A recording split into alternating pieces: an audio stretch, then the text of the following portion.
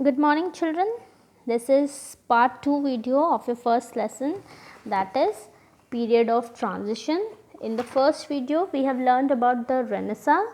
What is Renaissance, how it took place, the area which was touched by the Renaissance, the Reformation, the changes which came under the Renaissance, in which field we all have learned in the first video, and this is the video which will complete your chapter, and we will see the topics which we are going to learn in this video is your sea voyages and discoveries, Reformation, the Catholic Reformation and Industrial Revolution. So let's start our video. Now we will first study sea voyages and discoveries. First of all children, what is the meaning of this word voyages? Okay, the voyages mean a long journey involving travel by sea or space. So what we have to deal is sea voyages. So we will deal about the traveling by sea. That means the routes and the ways were found out on the through the water bodies. In the water bodies, the routes were made by the people, and due to this new routes, the trade started between Europe and the East. Okay. Let's start. Now there were many peoples who went for the voyages like Bartholomew Diaz, Vasco da Gama, Columbus, Magellan, Drake. Okay. Now the Bartholomew Diaz, he reached the tip of Africa. Vasco da Gama, we are very familiar with this name because he has reached where? Calcutta in Kerala. And children, you know, he discovered the sea route to India. Because of that, European traders began to arrive in India for trade. And finally, the Britishers, they have ruled our country for 200 years, as they have seen the way to our country, and they have also began their trading, and slowly they have ruled our country. Okay. Now Columbus, he was an Italian sailor and he had voyages for actually he was an Italian sailor, but he has financed by Spain for his voyages. The Italy did not finance, some Spain's finance for him. Okay. Then we have Magellan. He was Portugal, went around the tip of the South America. Okay. Then we have okay children, do you know Magellan, he reached the Philippine Islands where he died, and the only ship carrying 18 sailors returned Portugal. And Francis Drake of England sailed around the world in 1577. Now these two people, Magellan and Drake, were the two people who proved that earth is round, because they were the two who went around the earth, and because of them the message that the earth is round was given to the people. Okay. So I think your sea voyages and discoveries which made the trade very easy is understood by you. Now we will move to the next topic, that is Reformation. Okay. Now Reformation was when the Roman Catholics split into two due to the demand for freedom of change. Okay. Reformation, it means change. Okay. Now Reformation split into two. What is this two? Two groups children. The first group was Catholic group and the second group was the Protestant group. Okay. The people began to question the authority of Roman Church. The church officials were wealthy, corrupt and did not care for the people. The Bible that was translated into various European languages, and as in the previous video we have seen that due to Renaissance the printing press was formed, and due to the printing press the John Gutenberg and Castor in the first half of the 15th century made the Bible easy available to the masses, because they can print in numbers and they can give to the maximum number of people. And due to this, as they started printing and spreading the Bibles, the period that Bible was known as Gutenberg Bible. Okay. The people at that time, they wanted to go back to the teachings of Christ, and they did not pay much attention to the church rituals. Okay. Now those who were protesting for reform were called Protestant. I told you there were two groups, Catholic and the Protestant group, because they were protesting for the reform. They didn't want it to change, they wanted to be the same. Okay, and at that time the Pope was called himself the representative of God on earth and expected people to obey him unconditionally. Okay, now children, can you see this person over here? You can read the name, Martin Luther. You know why he is important in the Protestant Reformation period? Because he was the one who started the Reformation. You can see it's written, ironically, the most formidable.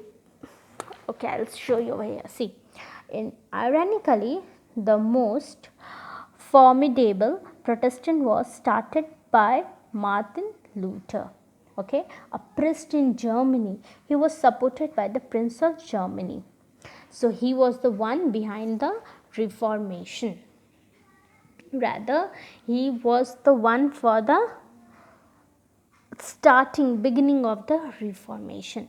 Then the North European countries protested and broke off the Roman Church. They were called Protestant nations. So the nation, those were protesting, they were declared as a Protestant nation. The churches in these countries were brought under the control of the monarch, and all the church property was owned by the state.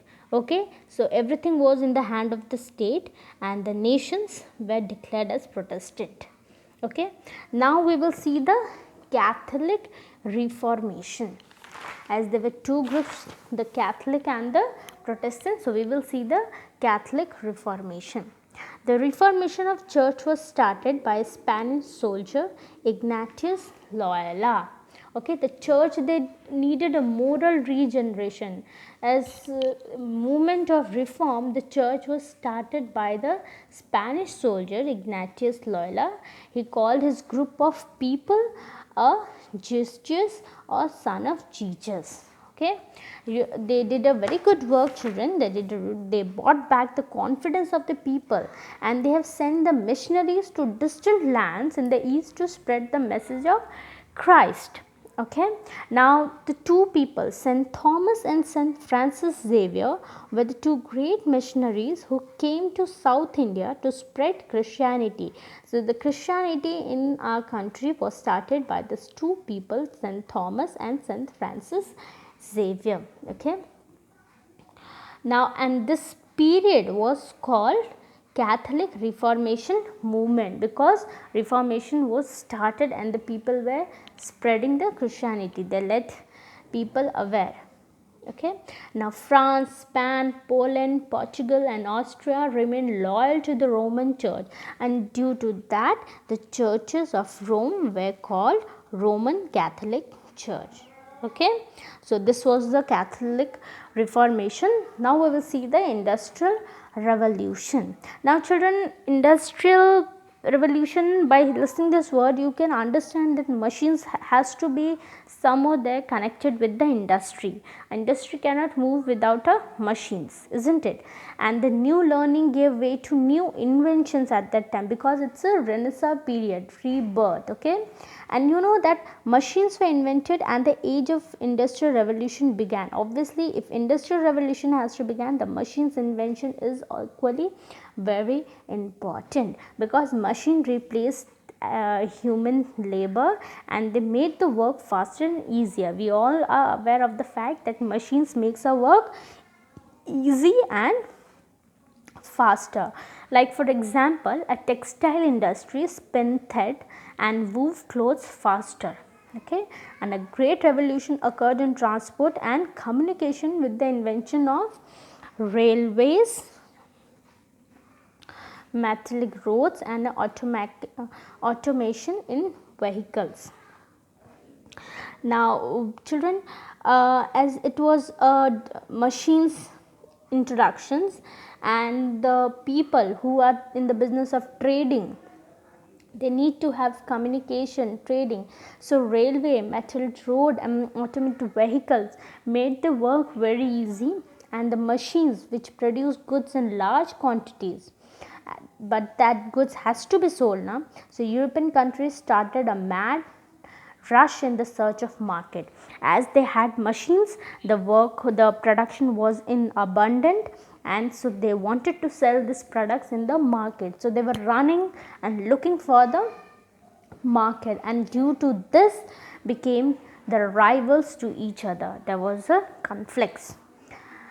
The subsequent result was not good. Obviously, the countries in Asia were conquered and reserved by them as market for the sale of the industrial goods. As I told, they were European were in the search of market, so they conquered the Asian countries and they wanted their goods to be sold, and this was called colonizations. Okay, see, it's there. See, colonization began. Colonization means the European people, they want their goods to be sold, so they have ruled some of the Asian countries and they want that their goods to be sold. Okay. Now the colonized nations, the nations which were under the rule of Europeans, were forced to sell cash crops as raw materials to the European countries.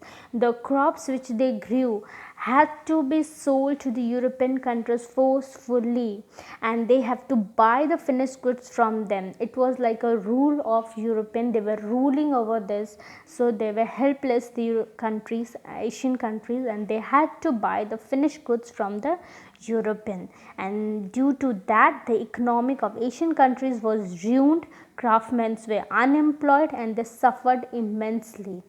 And at the same time, when they were European countries were ruling Asian countries, the European nations made a huge profit. Obviously, children, when they are earning from both the sides, they will make a huge profit out of it, and the industrial owners amassed a huge amount of wealth called capital. So the huge amount of the income or the earnings were called capital. It had an immense, the owners were amazed to have a huge amount. Okay. Now the Britishers had the largest number of colonies. European nation colonized different countries in Asia. Colonize means they made groups. Okay. The British had a large number of colonies like India, including modern Bangladesh and Pakistan, Burma, that's your Myanmar, Sri Lanka, Malaysia, French and Indochina as their colony. This included Vietnam, Cambodia and Laos. Indonesia was a Dutch colony. So the European were spreading and they were earning. But things did not remain same in Europe. After all having goody, the things were not so good in Europe. The socialist thinkers spread the message of social equality or socialism. They argued, children, the people, they argued that the workers are entitled to better wages and a decent living. It is they who are the base of production and profit, because children, workers are the one who are producing, they are the one who are making the goods, and due to those goods they are earning the profit. So the people who are workers in the Europe, they are also working, they need a giving profit to the country, so they need to be paid better wages, isn't it? The socialists helped the workers organize protest meeting, processes and strikes. Okay, and now as a result of all this, the laws were passed by government for the benefit of workers. The working hours were reduced and the system of weekly rest days were introduced, like Saturday, Sundays we have. Gradually, other monetary benefits were adopted, and finally the workers earned the right to vote. They were even not allowed to vote, but after the protestations and strikes and meetings and everything, they were allowed even to right to vote. This means that the government of democratic nations are responsible for the welfare of the common people who actually constitute the nation. Yes, the one who are working for the nation need to be looked after, isn't it? So this was the whole chapter. I will request everyone to go through the chapter, try to read it, understand it. If you have any doubts, note it down. On Saturday you can clarify your doubts. In the next class I will give you the question answers and all the notes of this chapter. So enjoy reading. Thank you.